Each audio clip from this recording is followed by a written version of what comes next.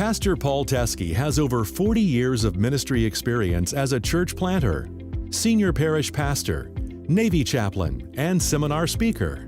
He has ministered in over 60 countries and has appeared on numerous television and radio shows. He has collected over the years a wealth of knowledge and understanding about kingdom work in different areas of ministry, and now makes himself available as a mentor to impart wisdom into those who seek his counsel.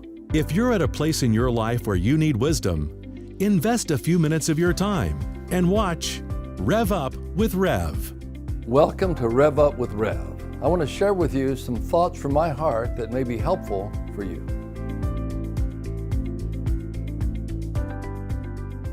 Satan's greatest weapon is doubt.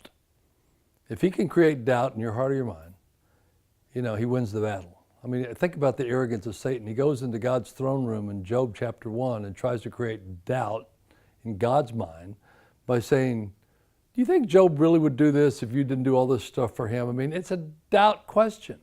And that's what he uses in our lives, to create doubt, to diminish our faith.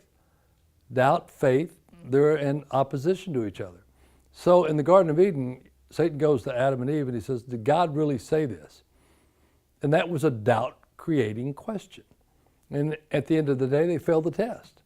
They ate of a tree when they could have eaten of every other tree in the garden. They ate of the tree they weren't supposed to eat of because they doubted God's word. And the consequence is something you need to consider. You need to consider. For man, the consequence was this, that he was going to now have to fight through the thistles and thickets and earn his way. No longer was he going to be given a free lunch by God, but he was going to have to go out, pursue a career to make ends meet. That was his punishment. He was going to have to work, pursue a career to make ends meet.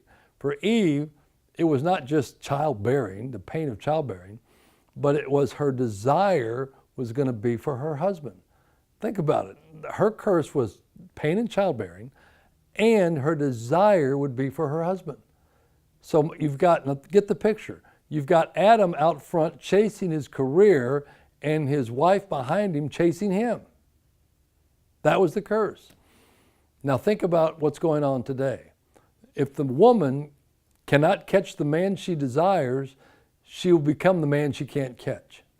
She'll come alongside him and in many cases try to overtake him. And it disrupts the whole creative system. God's plan was equality between the husband and the wife, between Adam and Eve. And in fact, the antidote to this curse of man chasing his career and woman chasing man is in the Bible when it says both should submit to Christ. If the man submits to Christ, if the woman submits to Christ, then the curse is broken and they're restored to a healthy relationship. It's Christ and Christ alone that can restore what the enemy has brought about through doubt. So if we want our culture to come back to a place that is God-pleasing, then men and women need to submit to Christ and to the calling that He's placed on each of their lives. And just think through this. Think through it. Think through this. And see what conclusion you come to. Thanks for taking the time to watch our weekly Rev Up with Rev.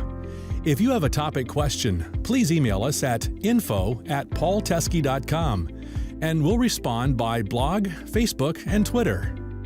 Also, check out our website at paulteske.com. God bless and have a great day.